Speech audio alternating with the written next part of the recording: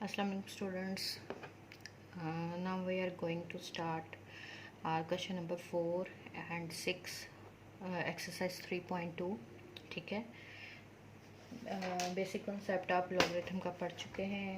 ये कॉन्सेप्ट आपका जो है ये भी मैं आपको प्रीवियस जो हमारे लेक्चर्स थे उनमें we have discussed about that कि how exponential form can be converted into logarithmic and logarithmic into exponential। तो ये आपका 3.2 एक्सरसाइज में क्वेश्चन नंबर 4 एंड 6 हैं, तो इनमें यही स्ट्रेटजी यूज़ की गई है। ठीक है, तो अब हम देखते हैं कि हम उसको किस तरह से हम कर सकते हैं। ठीक है, तो यहाँ पे आपको थोड़ा क्लियर भी होगा कि क्यों दोनों फॉर्म्स यूज़ की जाती हैं। ठीक है, तो जब मैंने आपको बताया था कि जब हमारा काम लॉगरिथमिक फॉर्म से नहीं हो सकेगा तो हम उसे एक्सपोनेंशियल में कन्वर्ट कर लेंगे, और जब एक्सपोनेंशियल हमें हेल्प नहीं करेगी तो उसे हम लॉगरिथमिक कन्वर्ट कर लेंगे। तो बोथ स्टेटमेंट्स आर इक्विवेलेंट, मैंने आपको बताया था पहले। ठीक है, तो लेट्स स्टार्ट। क्वेश्चन नंबर 4 है और उसका जो है पार्ट फर्स्ट जो है हम कर रहे हैं। ठीक है, log of 81 to the base 3 is equal to L। यहाँ पे L जो है अननोन है। ठीक है, तो अब मैं क्या करूँगी, L को फाइंड आउट करूँगी। अब बच्चों पीछे तो मैंने आपको log फाइंड आउट करने का मेथड बताया था। ठीक है, लेकिन आप लोग देखें यहाँ पे log की बेस कितनी गिवन है 3, तो 3 बेस में कोई भी लॉगरिथमिक टेबल हमें अवेलेबल नहीं है।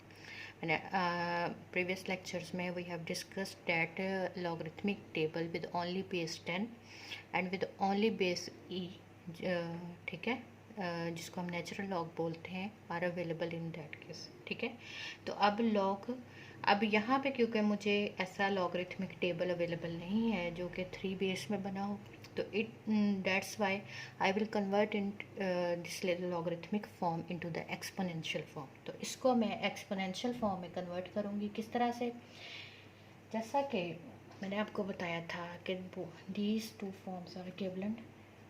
ठीक है, कि मैं log of a x is equal to y, इसको अगर हम लॉगरिथम में लिखें तो ये क्या हो जाती है, log of y to the base a is equal to x। ठीक है, ये वाला रिलेशन यूज़ करके, इस रिलेशन को by using this relation I will right this logarithmic form into exponential form. तो यहाँ पे क्या है, जो आपकी log की बेस थी वो एक्सपोनेंट की भी बेस बन जाएगी, तो इसका मतलब ये बेस के तौर पे आ जाएगा। ठीक है, अब जो आपका नंबर है y वो 81 है इस केस में। ठीक है, आपका नंबर y जो है, अब आप इन दोनों इक्वेशंस को अगर आप लोग कंपेयर करते हैं, ठीक है, log of a y is equal to x, इन दोनों इक्वेशंस को कंपेयर करते हैं तो यहाँ पे आप देखते हैं कि y इज इक्वल टू क्या है, 81। ठीक है, और जो आपका y इज इक्वल टू 81 है, 3 आपका बेस, और L आपका जो है वो एक्सपोनेंट है। L क्या है, एक्सपोनेंट है। ठीक है, तो ये आपकी फॉर्म बन गई, कौन सी फॉर्म बन गई, ये आपकी फॉर्म बन गई a raise to power x is equal to y। यहाँ पे y 81 है, 3 बेस है, और L जो है वो एक्सपोनेंट है। ठीक है, कन्वर्ट कर लिया। अब इसको सॉल्व करना देखिए कितना इजी हो गया। मैं इक्वेटिंग द बेसिस करूँगी। ठीक है, 81 को मैं फैक्टराइज अगर करूँ तो आप जानते हैं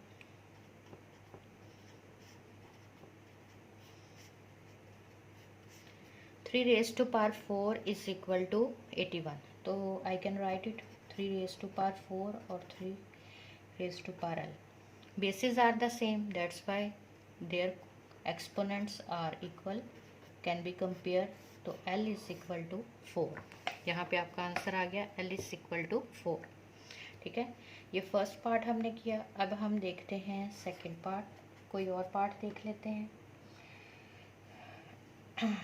सेकंड पार्ट ही मैं कर रही हूँ। ठीक है, log ऑफ,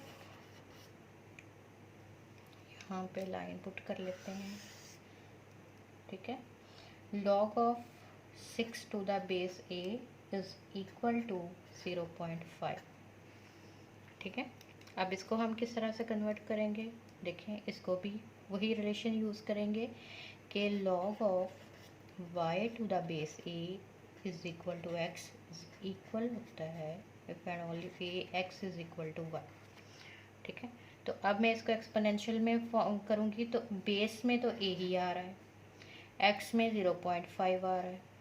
ठीक हो गया, और y की प्लेस पे क्या आ जाएगा, 6 आ जाएगा।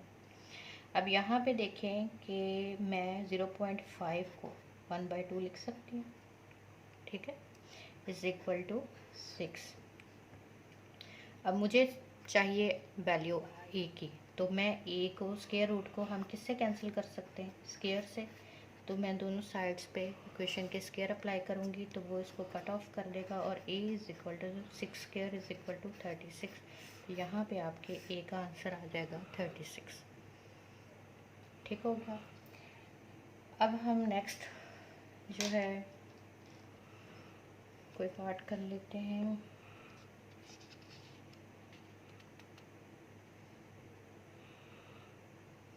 ठीक है,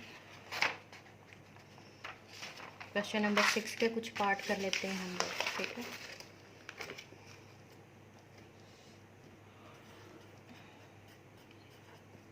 पार्ट्स उसके करेंगे हम लोग, जैसे कि find the value of x in the following, find the value of x। ठीक है, तो यहाँ पे थर्ड पार्ट हम करते हैं, log of a to the base 64 is equal to x by.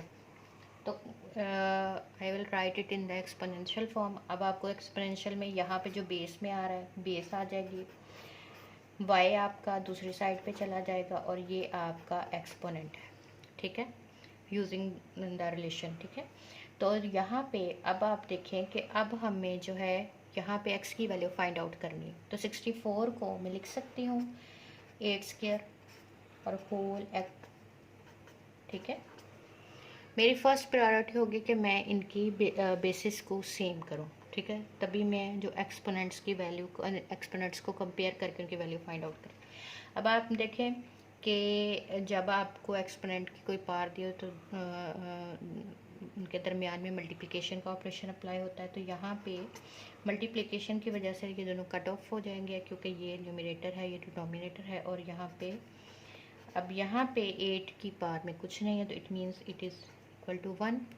ठीक है, तो x इज़ इक्वल टू 1, ये आपकी वैल्यू आ गई किसकी, x की। इसी तरह रिमेनिंग क्वेश्चंस जो हैं वो भी इजी हैं, आप एक्सपोनेंशियल फॉर्म में कन्वर्ट करेंगे और इसको करेंगे। All the remaining parts are your assignment. ठीक है, आप उसको असाइनमेंट के तौर पे कॉपीज़ पे सॉल्व करेंगे। ठीक है, और जितनी ज़्यादा प्रैक्टिस होगी उतना ही अच्छा होगा। ठीक है, एक हम क्वेश्चन नंबर 5 का पार्ट करते हैं। ठीक है, क्वेश्चन नंबर 5। ठीक है, उसमें है लॉग ऑफ, आपने फाइंड करना है log 512 to the base 2 into. ठीक है, ये आपने फाइंड आउट करना है log 512 to the base 2 into √2। ठीक है, तो यहाँ पे I am picking up the red colour.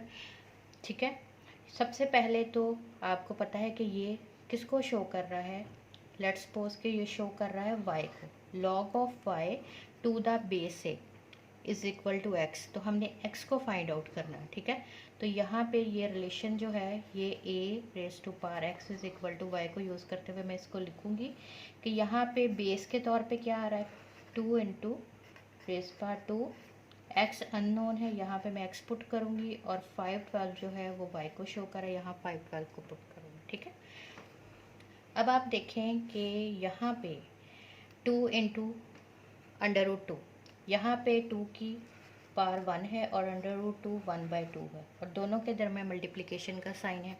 अगर ये मल्टी बेसिस आपकी सेम हो तो उनके एक्सपोनेंट्स ऐड अप हो जाते हैं, तो यहाँ पे इनके एक्सपोनेंट ऐड होके ये 3/2 बना देंगे। 1 + 1/2 इज इक्वल टू 3/2, ठीक है। तो यहाँ पे मैं पुट कर सकती हूँ 3/2 और यहाँ पे x और 2, 5, 12। अब मेरा मेन कंसर्न क्या होता है कि मैं बेसिस को सेम करूँ। तो आपको पता है कि 5, 12 को अगर आप फैक्टराइज करें 2 में, तो 2 2s are 4, 2 5s are 10, 2 6s are 12, 2 1s are 2, 2 ये मेरा ख्याल है ये बन जाएगा 16 और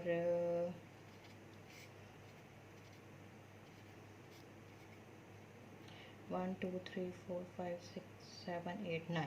तो कितने हो जाएंगे 9, 2⁻9 मैं इसमें लिख सकती हूँ, ठीक है। अब ये आपकी जो है पार्ट्स दोनों आपस में मल्टीप्लाई होकर 3 ये बन जाएंगी और is equal to 2⁻9। Bases are same, therefore their exponents can be compared। तो 3/2 x इज इक्वल टू 9। अब हमें x की वैल्यू फाइंड आउट करनी है, यहाँ पे मैं सॉल्व कर रही हूँ, ठीक है। तो 3/2 x is equal to 9। x की वैल्यू, x को leaving at side, I will shift the other coefficient to in the denominator. ये आप न्यूमरेटर में आ जाएगा, 3 न्यूमरेटर बिकम्स डिनोमिनेटर। तो यहाँ पे 3 3s are 9 और आपका आंसर बन जाएगा 3 2s are 6, ठीक है। आई होप कि सारा नज़र आ रहा होगा, ठीक है। वैसे जितना आप लोगों को मैं बता चुकी हैं, थोड़े अगर कोई नज़र आने में प्रॉब्लम हो तो खुद सॉल्व कर लीजिएगा, ठीक है। बाकी I think your concept now should be clear, ठीक है। काफ़ी हम इसको डिस्कस कर चुके हैं। और अगर आपको ये खुद से नंबर्स लेके, जैसे लेट्स सपोज आप देखना चाहें, क्योंकि यहाँ पे नंबर जो हैं थोड़े डिफरेंट टाइप के दिए हैं। मैंने आपको बताया कि एक्सपोनेंशियल फॉर्म से आप किसी भी एक्स को फाइंड आउट करेंगे या आप लॉगरिथमिक से करेंगे तो वो उनके दोनों के आंसर सेम होंगे। तो आप इस चीज़ को जज कर सकते हैं किस तरह से कि लेट्स सपोज आप लॉग ऑफ 100 ले लें, ठीक है। 10 की बेस में 10 की बेस में चेक कीजिएगा, क्योंकि आपका लॉगरिथमिक टेबल जो है वो 10 की बेस में है।